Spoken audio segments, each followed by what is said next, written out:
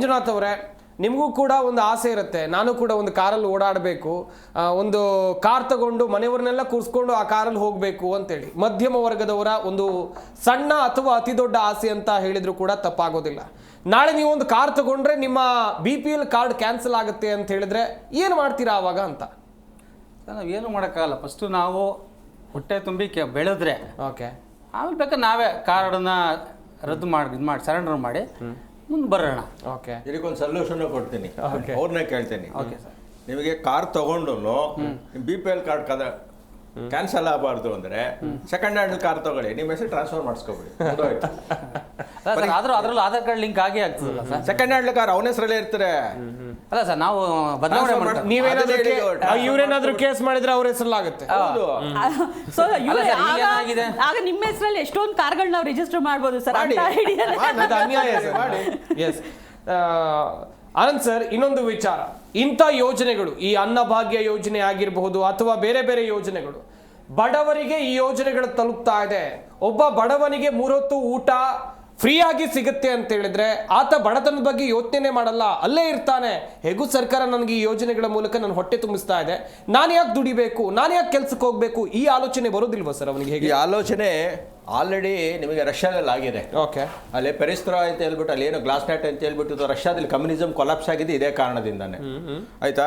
ಅದು ಮುಂದೆ ಗೊತ್ತಾಗುತ್ತೆ. ಈಗ ಅದು ನಮ್ಮ ಭಾರತ ಸರ್ಕಾರಕ್ಕೆ ಹೊಸ್ತು. ಯಾಕಂದ್ರೆ ಇದು ಕೇಜ್ರಿವಾಲ್ ಸರ್ಕಾರ ಮಾಡಿದ್ರು ಡೆಲ್ಲಿನಲ್ಲಿ, ಅವನು ಅಧಿಕಾರನೂ ಕಳ್ಕೊಂಡ.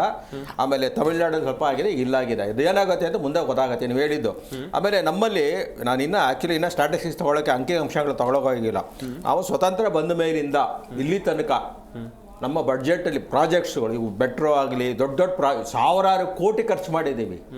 ಆ ಅಮೌಂಟನ್ನೇ ನೀವು ಬಡವರಿಗೆ ಏನಾದರೂ ಬಿಸ್ನೆಸ್ ಮಾಡ್ಕೊಳ್ಳೋದು ಕೊಟ್ಟಿದ್ರು, ಇವತ್ತು ಅವನು ಅತಿ ಶ್ರೀಮಂತ ಆಗಿರೋನು.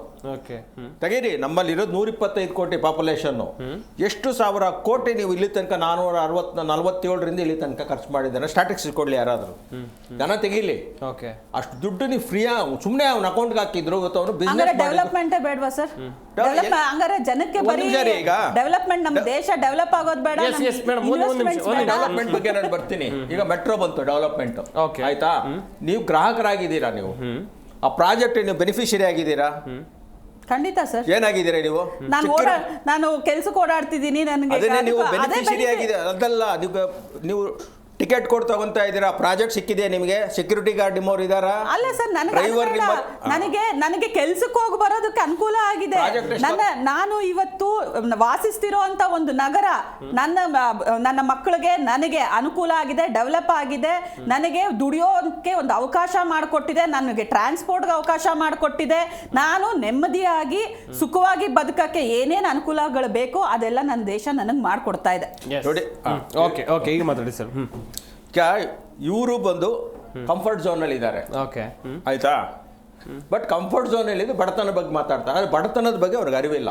ಓಕೆ, ಆಯ್ತಾ? ಈಗ ಮೆಟ್ರೋ ಪ್ರಾಜೆಕ್ಟ್ ನಿಮ್ಗೆ ಸಾವಿರಾರು ಕೋಟಿ ಗೊತ್ತು. ಹೌದು. ನನಗೊಬ್ಬ ಬಂದಿದ್ದ, ಯಾರೋ ನನ್ನ ಕ್ಲೈಂಟ್ ಅವನು. ಆಯ್ತಾ? ಅವನು ಆವಾಗ್ಲೇನೆ 10 ವರ್ಷದಿಂದನೇ ಅವ್ನು ಪ್ರಾಜೆಕ್ಟ್ ಮ್ಯಾನೇಜರ್. ಅವನ ತಿಂಗಳಿಗೆ ಸಂಬಳ 5 ಲಕ್ಷ ಆವಾಗ್ಲೇನೆ. ಅವನು ಕೆನಡಾದಿಂದ ಬಂದಿದ್ದಾನೆ. ಆಯ್ತಾ? ಈ ಮೆಟ್ರೋ ಪ್ರಾಜೆಕ್ಟ್ ಬಂದಿದೆಯಲ್ಲ, ಮೆಟ್ರೋ ಎಕ್ಸ್ಕ್ಲೂಸಿವ್ಲಿ ನಮ್ಮ ಬೆಂಗಳೂರಿಗೆ, ಅದರಲ್ಲಿ ಅದರ ಪ್ರಾಜೆಕ್ಟ್ಗಳು ನಮ್ಗೆ ಗೊತ್ತಿದೆ ಕಾಸ್ಟ್ ಎಷ್ಟು ಸಾವಿರ ಹೋಗಿದೆ ಅಂತ. ಅದರಲ್ಲಿ ಇರೋ ಪ್ರಾಜೆಕ್ಟ್ಸ್ ಯಾವಾರಾದರೂ ಕನ್ನಡಿಗರಿಗೆ ಸಿಕ್ಕಿದ್ಯಾ? ನಾವು ಬೆಂಗಳೂರಿನವ್ರಿಗೆ ಕೇಳ್ತಾ ಇಲ್ಲ, ಕನ್ನಡಿಗರಿಗೆ ಸಿಕ್ಕಿದ್ಯಾ? ಇಲ್ಲ, ಎಲ್ಲ ಜಪಾನ್. ಓಕೆ, ಅಷ್ಟು ದುಡ್ಡು ಯಾರು ಕಟ್ಟೋದು? ನೀವು ಕಟ್ತೀರಾ, ನಾನು ಕಟ್ತೀನ? ಸರ್ ನೋಡಿ, ಇವತ್ತು ಮೆಟ್ರೋ ಬಂದಿರೋದಕ್ಕೆ ಉದ್ಯೋಗಗಳು, ಎಷ್ಟು ಉದ್ಯೋಗಗಳು ಸೃಷ್ಟಿಯಾಗಿದೆ. ಪ್ರಾಜೆಕ್ಟ್ ಸರ್, ಒಂದು ದೇಶ, ಒಂದು ರಾಜ್ಯ ನಮ್ಗೆ ಮುಂದುವರಿತಿದೆ ಅಂತ ಗೊತ್ತಾಗೋದು ಆ ದೇಶದಲ್ಲಿ, ಆ ರಾಜ್ಯದಲ್ಲಿ ಎಷ್ಟು ಉದ್ಯೋಗ ಸೃಷ್ಟಿಯಾಗಿದೆ, ಎಷ್ಟು ಜನ ಆ ರಾಜ್ಯದಲ್ಲಿ ಬಂದು ಕೆಲಸ ಮಾಡ್ತಿದ್ದಾರೆ. ಯಾರೇ ಬಂದು ಫಾರಿನ್ ಇನ್ವೆಸ್ಟ್ಮೆಂಟ್ ಒಂದು ರಾಜ್ಯದಲ್ಲಿ ನಡೀತಿದೆ ಅಂತಂದ್ರೆ ಏನು ಮೂಲಭೂತ ಸೌಕರ್ಯಗಳು ಇಲ್ದಿರ ಯಾರು ಬಂದು ಇನ್ವೆಸ್ಟ್ ಮಾಡಲ್ಲ. ಇವತ್ತು ತಮಿಳ್ನಾಡಲ್ಲಿ ಏನಕ್ಕೆ ಇಷ್ಟು ಫಾರಿನ್ ಇನ್ವೆಸ್ಟ್ಮೆಂಟ್ಗಳು ಆಗ್ತಿದೆ ಅಂತಂದ್ರೆ, ನಾವು ಇವತ್ತು ಅನ್ನಭಾಗ್ಯ ನೋಡ್ತಿದೀವಿ, ಇಲ್ಲಿ ಇವತ್ತು ನಾವು ಫ್ರೀ ಸ್ಕೀಮ್ಗಳು ನೋಡ್ತಾ ಇದೀವಿ, ಇವತ್ತು ಬಿಸಿ ಊಟ ನೋಡ್ತಿದೀವಿ. ತಮಿಳ್ನಾಡಲ್ಲಿ ಇದು 1952 ಅಲ್ಲೋ 56 ಅಲ್ಲೋ ಬಿಸಿ ಊಟ ಯೋಜನೆ ಸ್ಕೂಲ್ಗಳೆಲ್ಲ ಅವತ್ತೇ ಸ್ಟಾರ್ಟ್ ಆಗಿತ್ತು. ಅವತ್ತಿಂದಾನು, ಅದಕ್ಕಿಂತ ಮುಂಚೆಯಿಂದಾನು 70s ಇಂದಾನೆ ಅಲ್ಲಿ ಅನ್ನಭಾಗ್ಯ ಸ್ಟಾರ್ಟ್ ಆಗಿತ್ತು. ಹಂಗಾರೆ ಇವತ್ತು GDP ಇದರಲ್ಲಿ ತಮಿಳ್ನಾಡು ಇಂಡಿಯಾಗಿಂತ ಜಾಸ್ತಿ ಗ್ರೋತ್ ರೇಟ್ ಅಲ್ಲಿ ಇದೆ. ಇನ್ವೆಸ್ಟ್ಮೆಂಟ್ಸ್ ತಮಿಳ್ನಾಡಿಗೆ ಜಾಸ್ತಿ ಬರ್ತಿದೆ. ಹಂಗಾರೆ ಫ್ರೀ ಯೋಜನೆ ಕೊಟ್ಟ ರಾಜ್ಯಗಳೆಲ್ಲ ಇವತ್ತು ಹಾಳಾಗೋಗ್ತಿದೆ ಅಂತ ಖಂಡಿತ ಇಲ್ಲ. ಒಂದು ವಿಚಾರ ಮೇಡಮ್. 3 ಹೊತ್ತು ಊಟ ಕೊಟ್ಟು ಫ್ರೀಯಾಗಿ ಊಟ ಮಾಡಿಕೊಂಡು ನೀವು ಮನೆಯಲ್ಲಿ ಆರಾಮಾಗಿ ಇರಿ ಅಂತ ಹೇಳೋದೇ ಅಭಿವೃದ್ಧಿಯಾ? ಅದೇ ಬಡತನ ನಿರ್ಮೂಲನೆಯ ಮೇಡಮ್? ಬೇರೆ ಯೋಜನೆಗಳೇ ಇಲ್ವಾ?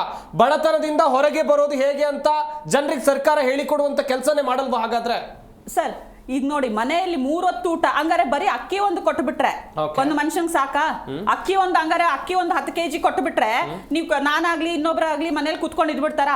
ಅಕ್ಕಿ ಜೊತೆಗೆ ಅವ್ನಿಗೆ ಇನ್ನೂ ಸಾಕಷ್ಟು ಅವಶ್ಯಕತೆಗಳಿದೆ. ಮನೆ ಬಾಡಿಗೆ ಕಟ್ಟಬೇಕು, ಮಕ್ಕಳನ್ನ ಸಾಕ್ಬೇಕು, ಮಕ್ಕಳ ಸ್ಕೂಲ್ ಫೀಸ್ ಕಟ್ಟಬೇಕು, ಅವ್ನು ಹೊರಗಡೆ ಹೋಗಿ ದುಡಿಲೇಬೇಕು. ಇಷ್ಟೆಲ್ಲ ತಗೊಂಡವನಿಗೆ ಅಕ್ಕಿ ತಗೊಳ್ಳೋದು ಹೆಚ್ಚ ಮೇಡಮ್?